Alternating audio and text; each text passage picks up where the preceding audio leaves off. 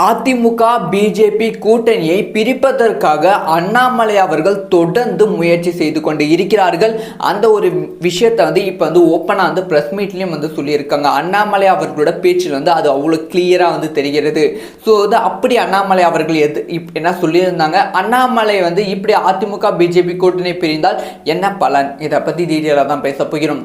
அதாவது அதிமுக பிஜேபி கூட்டணி சேர்ந்ததற்கான ஒரு முக்கிய காரணம் இந்த அண்ணாமலை அவர்கள் தான். ஸோ அண்ணாமலை அவர்களுக்கு பதவிக்காலம் என்னதான் முடிவடைந்து இருந்தாலுமே 2026 சட்டமன்ற தேர்தல் வரைக்கும் அண்ணாமலை அவர்களை தமிழக பாஜக தலைவராக வச்சிருக்கலாம் அப்படின்னு தான் மத்தியில் முடிவு பண்ணியிருந்தாங்க. ஆனால் அதிமுக போட்ட ஒரே ஒரு கட்டளை என்னன்னா, எடப்பாடி பழனிசாமி அவர்கள் அண்ணாமலை அவர்கள் பாரதிய ஜனதா கட்சி தலைவர் பதவியிலிருந்து, மாநில தலைவர் பதவியிலிருந்து விலக வேண்டும். அப்போதான் அதிமுக பிஜேபி கூட்டணி சேருவோம் அப்படிங்கிற விஷயத்தில் எடப்பாடி பழனிசாமி அவர்கள் தெளிவாக இருந்தாங்க. ஈவன் ஓகே, நாங்கள் எலெக்ஷன் வச்சு கேண்டிடேட் செலக்ட் பண்ணி அவங்கள தூக்குறோம், அதுக்குள்ளே நம்ம கூட்டணி போட்டுக்கலாம் அப்படின்னு சொன்னாலுமே இல்லை, நீங்கள் ஃபர்ஸ்ட் அண்ணாமலையை மாநில பதவியிலிருந்து தூக்குங்க, நம்ம கூட்டணி போடலாம் அப்படின்னு சொல்லி எடப்பாடி சொன்னாங்க.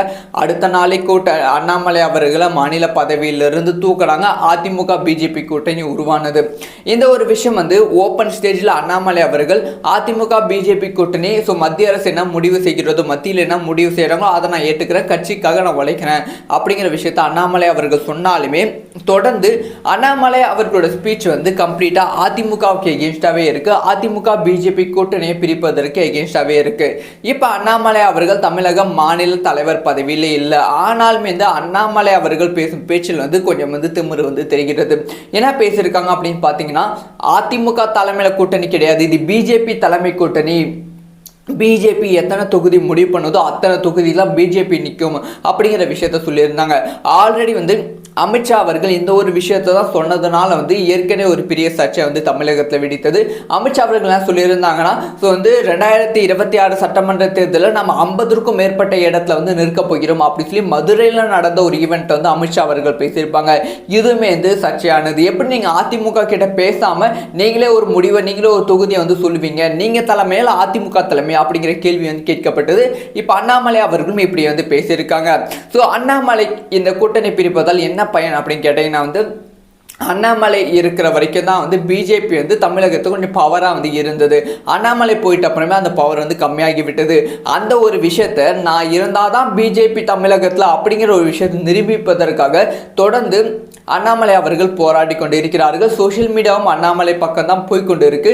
ஸோ அதனால தான் அண்ணாமலை அவர்கள் அதிமுக பிஜேபி கூட்டணி இருக்கக்கூடாது, பிரிந்து விட வேண்டும் அப்படிங்கிற விஷயத்துக்காக பிஜேபிக்கு சப்போர்ட் பண்ணுற விதமாக தொடர்ந்து இந்த மாதிரி செயல்பாடுகள் செய்து கொண்டு வருகிறார்கள்.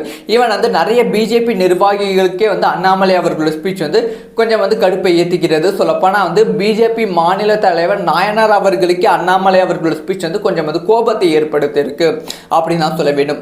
ஆல்ரெடி 2024 நாடாளுமன்ற தேர்தலில் அண்ணாமலை அவர்களோட வாயால் தான் அதிமுக பிஜேபி கூட்டணி பிரிந்தது. இப்போ அண்ணாமலை அவர்களோட வாயால் மீண்டுமே அதிமுக பிஜேபி கூட்டணி பிரிப்பதற்கு அண்ணாமலை அவர்கள் பிளான் பண்ணிட்டு இருக்காங்க. ஆனால் அண்ணாமலைக்கு தெரியல. ஸோ இப்போ உங்களை நீங்கள் என்ன பேசணும் கண்டுக்கவே இல்லை. அதிமுகவும் கண்டுக்கல, பிஜேபியும் கண்டுக்கல.